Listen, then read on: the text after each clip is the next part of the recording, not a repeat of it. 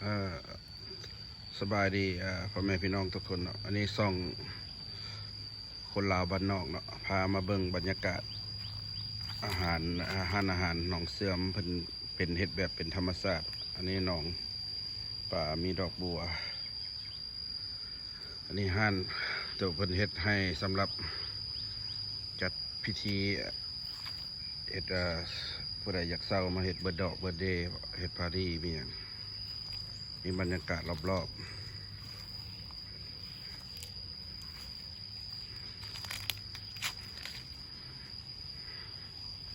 บรรยากาศแบบธรรมชาติบ้านเฮาจะมีต้นหมากไม้หลากหลายมีต้นหมากมี่อย่างน่ะหมากมี่เพิ่นเอาไปละ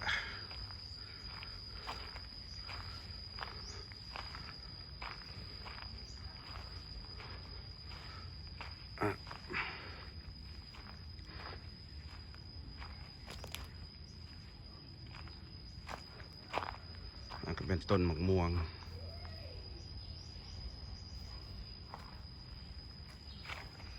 บรรยากาศรอบๆลมต้นไม้ลมเย็นมีหนองป่าพร้อมมีบอลลิดของตะลูดของเด็กน้อยผู้ใดสนใจก็เชิญเข้ามาท่องเที่ยวได้ราคาเพิ่นเป็นกันเองที่ห้านอาหารหนองเสื่อมทางไปทางงอนที่เมืองโพธิ์สะอาดหลัก19เพิ่นว่าได้ยินเพิ่นว่าอันนี้ต้นดอกจำป่าบรรยากาศร่มเย็นดีเป็นธรรมชาติป่ากระลายเพิ่นเลี้ยงปลานิลแน่มีปลานิลแล้วก็ปลาสวายแล้วก็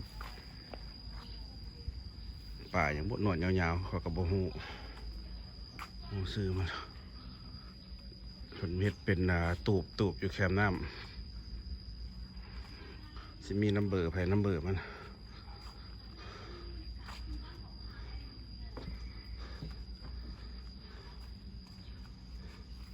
อันนี้บรรยากาศของหนองน้ำแล้วก็ตูบที่เป็นเฮ็ดที่แคมน้ำบรรยากาศดีครับเพื่อใดสนใจก็เข้ามาพี่ได้นะราคาอาหารเพิ่นกับบ่แพงเป็นกันเอง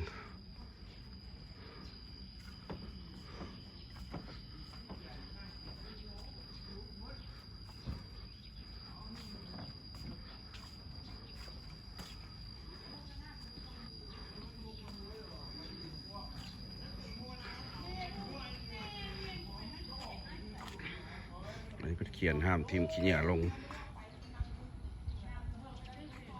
น้ำอันนี้เป็นป่าด้านป่าที่มันเป็นเรื่องงามมีสีแดงสีขาว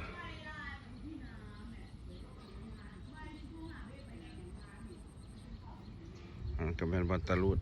สำหรับเด็กน้อยผู้ใดมีลูกมีเต้าพาลูกพาเต้ามากระลินตะลุดพ่อแม่ก็สามารถนั่งลินอยู่ตู้กินข้าวขาได้หามาเบิ่ง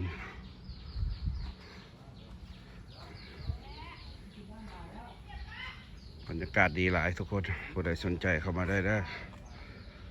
ที่ทางลุมเดียวชิพาไปเบิกหนองเสื่อมมันแห้งลงหลายเลย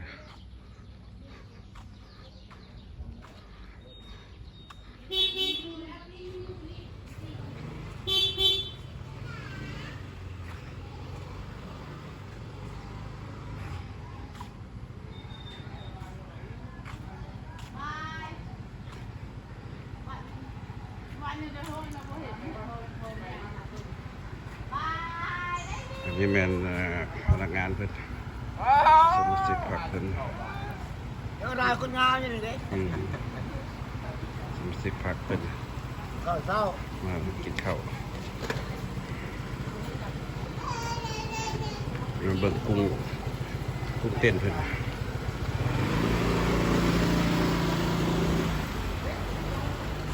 เป็นกุ้งผู้ใดอยากกินกุ้งเต้นก็สามารถสั่งได้เนาะ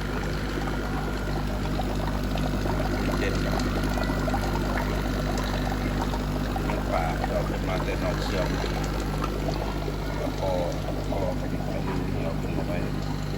เราคุ้มค่าเราต้องการสภาพเป็นเวลา นอกเสื่อมมัน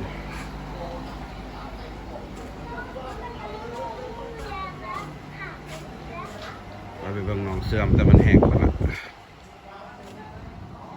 น้ำเป็นแห้งปีนี้มันห้อนหลายอยู่พี่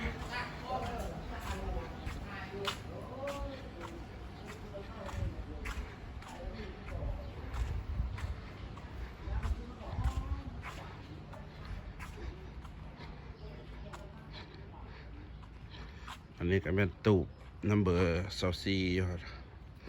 นี่ก็เป็นตูบนัมเบอร์27บรรยากาศดีหลายอยู่พี่แต่ว่าอันนี้มันหนองเสื่อมมันได้แห้งหลายละหนองเสื่อมอันนี้นะบรรยากาศโอ้เป็นธรรมชาติครับผู้ใดมักแบบธรรมชาติมีงัวมีควายพร้อมเลยงัวควายก็กินหญ้าอยู่ฮะอาหารแต่ว่าหนองนี่หนองเสื่อมอยากแห้งหลายละ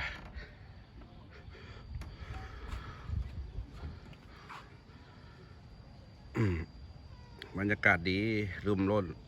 เย็นดีอยู่ตามห่มต้นไม้แล้วก็เป็นตูบไผ่ตูบมันได้สนใจก็เข้ามาได้ติดต่อหาผู้ที่เพิ่นเบิ่งอยู่นี่คือนั่งหนาเนาะเพิ่นสิเขียนเบอร์โทรไว้ตามป้ายอาหารหนองเสื่อมทางเข้ามาอาหารหนองเสื่อมเนี่ยหลัก19